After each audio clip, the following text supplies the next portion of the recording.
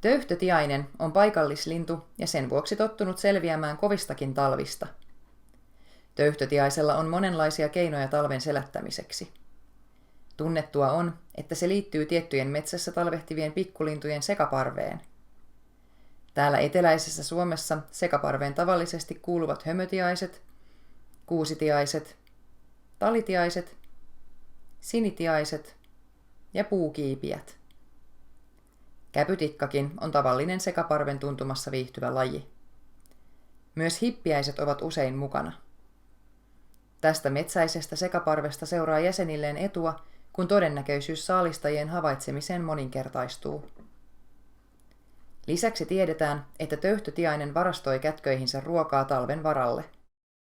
Töyhtötiainen ei ylen katso myöskään metsästä löytyviä haaskoja. Niistä saatava rasva maittaa töyhtöpäälle hyvin. Tässä kohtaa voinkin tulla omilla kasvoillani selostamaan, koska kamerat pysyvät liikkumattomina. Tässä videossa talviseen metsään asetetulla sian läskillä käyviä ruokailijoita videoidaan niiden yläpuolelta, noin niin kuin petolintujen näkökulmasta.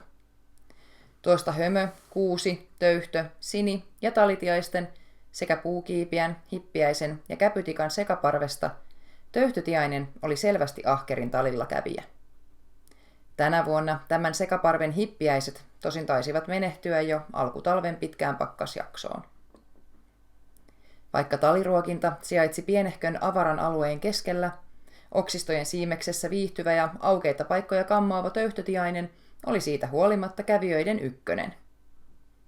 Videoita tarkasteltaessa huomattiin, että töyhtötiainen ei näyttänyt lainkaan nokkivan talia. Nokka oli kaiken aikaa näkyvissä, eteenpäin sojottamassa. Siltä se näin ylhäältä päin katsoen ainakin näytti. Miten kummassa se sitten oikein söi? No, töyhtötiainenhan viihtyy melko lähellä maankamaraa puiden alaosissa.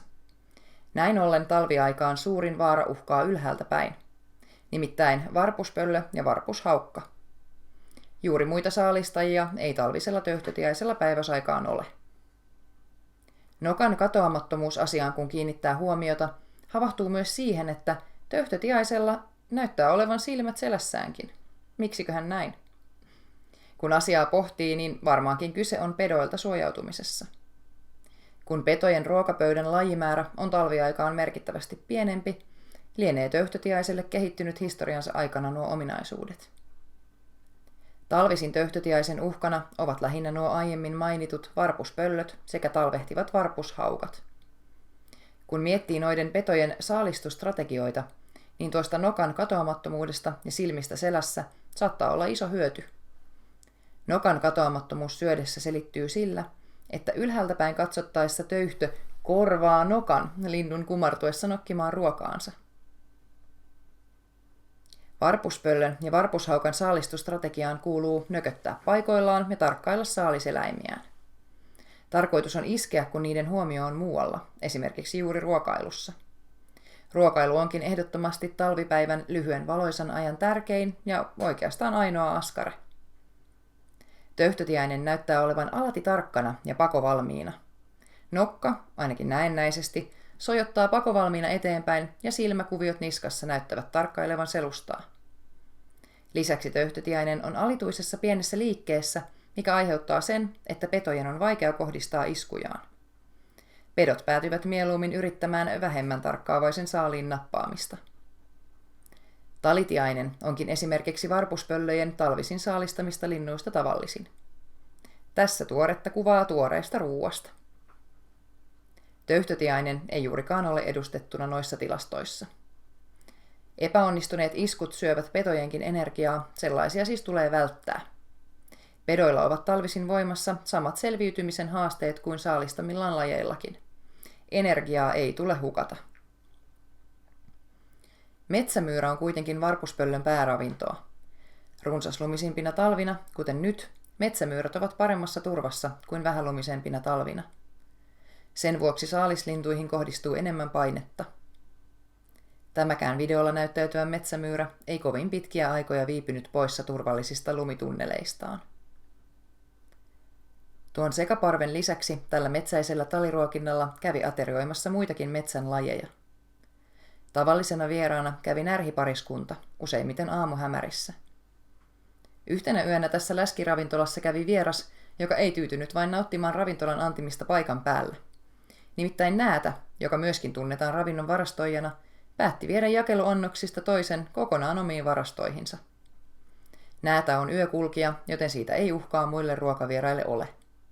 Siitä, kuinka suuri uhka se on koloissaan yöpyville, tiaisille ja tikoille, ei taida tieteellistä tutkimusta löytyä. Tässä haapavanhuksessa on monen tälläkin videolla esiintyneen töyhtötiaisen yökortteeri. Monet näistä yksiöistä ovat näädän saalistuspuuhille sopimattomia pienen kokonsa vuoksi. Aamun valjetessa vakiasiakkaat kävivät tutkimassa menetykset ja jatkoivat sitten jäljelle jääneen läskin hyödyntämistä. Riitoja siitä kyllä syntyi, olihan jäljellä enää vain yksi ruokapöytä. Sen verran riitaisaa väkeä tuon sekaparven jäsenet ovat, ettei ihan ritirinnan aterioimisesta tule juuri mitään toisen lajin seurassa. Eikä aina oman lajinkaan kanssa. Kukkulan kuninkaiden arvojärjestys on melko selvä. Närhi on tämän ruokapaikan herra. Sitten tulee käpytikka järjestyksessä toisena. Tiaisista kärkikomentajan paikasta vääntävät sinitiainen ja talitiainen. Töyhtötiainen pitää asemansa hömö- ja kuusitiaisiin nähden. Kuusi ja hömötiainen ovat kutakuinkin yhtä vahvoja ainakin tässä talliravintolassa. Puukiipiä poikkeaa olemukseltaan ja talille tulotavoiltaan sen verran muista, ettei juurikaan aiheuta kalabaliikkia toiminnallaan. Näissä kuvauksissa koitetaan muun muassa vertailun sekä hidastetun kuvan avulla näyttää, miten tuo töyhtö nousee tuottamaan illuusion nokasta. Tämä on mahdolliselle saalistajalle selkeä viesti siitä, että valmiina lähtöön ollaan. Näistä videoista saattaa myös havaita, kuinka tarkkana töyhtötiainen on tähystämään eri suuntiin. No taakse ja ylös se ei hirveästi katsele, vaan luottaa vissiin luomiensa illuusioiden tehokkuuteen. Töyhtötiaisen pään kuvioista tulee helposti myös mieleen hiiripöllön kasvon piirteet. Se olisi ymmärrettävää, sillä sekaparvikumppanit eivät juurikaan hiiripöllöä kavahda, mutta varpuspöllölle tuo mielikuva saattaa kuitenkin muodostaa pidäkkeitä saalistukselle. Luultavaa on, että nämä kuviot ovat kehittyneet juuri saalistuksen haittaamiseksi. Töyhtöään töyhtötiainen ei parin muodostusrituaaleissa käytä, reviirikinasteluissa jonkin verran. Tässä vielä vertailuksi hiiripöllön naamavärkkiä. Niin tai näin, tutkittua tietoa näistä asioista ei taida vielä liiemmälti olla.